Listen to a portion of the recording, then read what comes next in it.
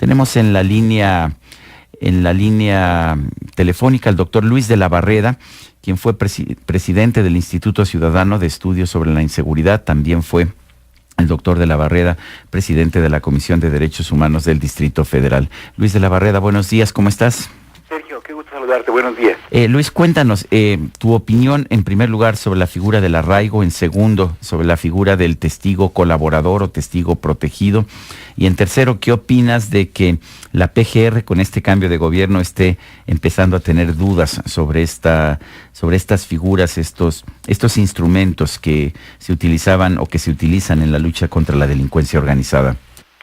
Lo primero que quiero decir es que esta decisión del Procurador General de la República de desistirse de la petición de arraigo que ya estaba concedida contra una mujer por considerar que las pruebas hasta ese momento eran insuficientes, que el testigo protegido no garantizaba veracidad en lo que se estaba imputando a la mujer, es una decisión que merece aplauso.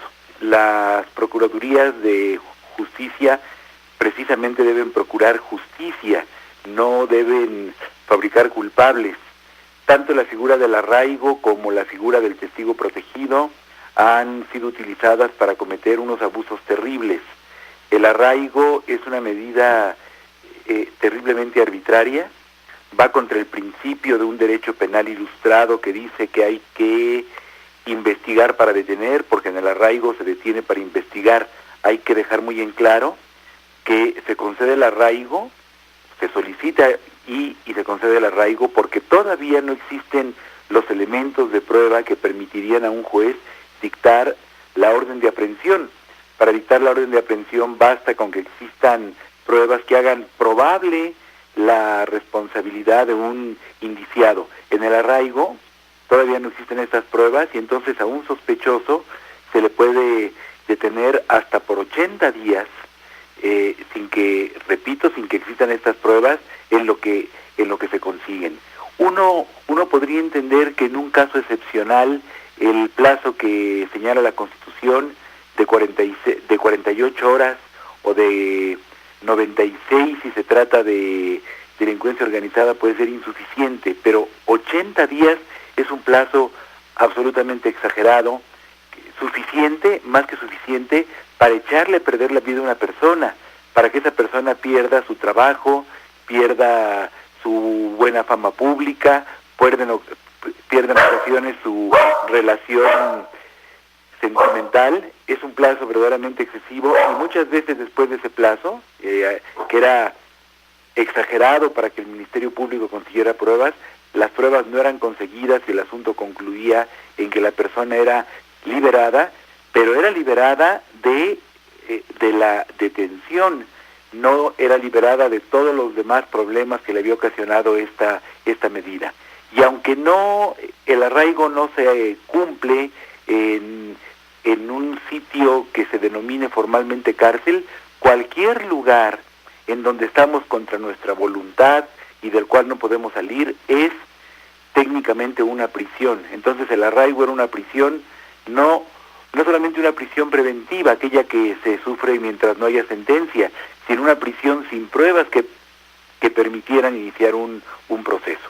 En cuanto al testigo protegido, uno entiende que perseguir a la delincuencia organizada es muy difícil y que muchas veces hay que echar mano de los propios testimonios de quienes han participado en esa delincuencia, pero también a nadie se le escapa que un testigo protegido vende su testimonio y que en esa venta no es la verdad de los hechos lo que siempre lo va a impulsar. Y hemos visto casos de testigos protegidos que declaran contra un indiciado y contra otro en diferentes averiguaciones previas, y esto permite que de la figura de testigo protegido algunas personas sin escrúpulos hagan un modus vivendi. El testigo protegido podría ser aceptable siempre y cuando se le diera al testimonio el mismo valor que se le da a una denuncia anónima. Es simplemente para que la autoridad, para que el Ministerio Público empiece a investigar y empiece a recabar pruebas. Pero lo que es absolutamente inaceptable es la utilización que se le ha dado al testigo protegido como la declaración de una persona, una declaración comprada, y que eso sirva para inculpar a una persona contra la que no existen más pruebas. De hecho, hay muchos casos, que hemos visto muchos casos en que la prueba fundamental es el testimonio de un testigo protegido, que no corresponden, de hecho, a los testigos protegidos de, por ejemplo, Estados Unidos, que usualmente son personas de buena fe, que hacen una declaración y que después son protegidas para que no sean localizadas, digamos, por aquellas personas a las que han testificado, contra las que han testificado.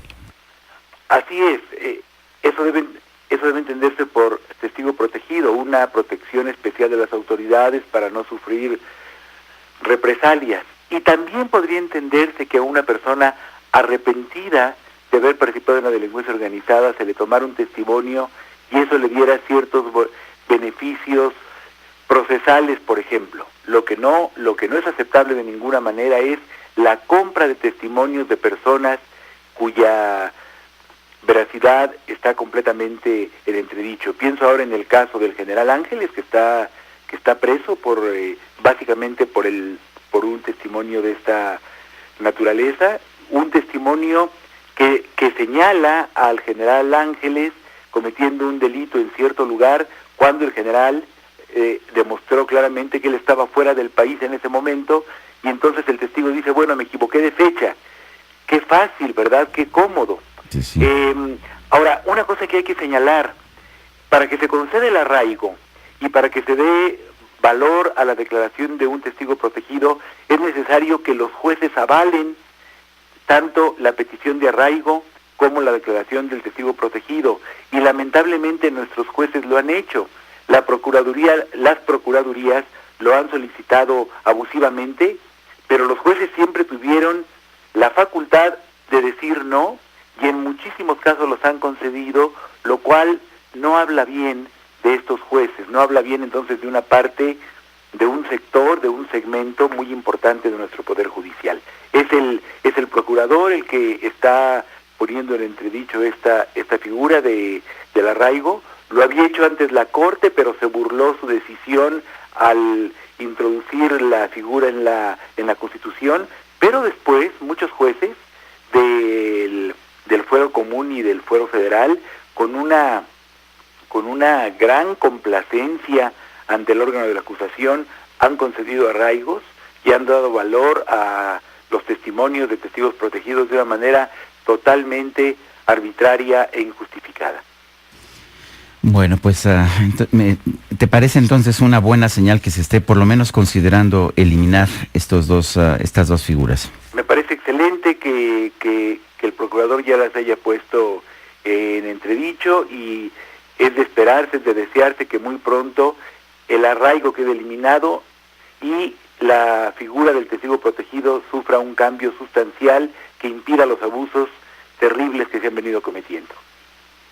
Yo quiero agradecerte como siempre, Luis de la Barreda, el que nos hayas ayudado a comprender este tipo de medidas. Sergio, mil gracias, un abrazo.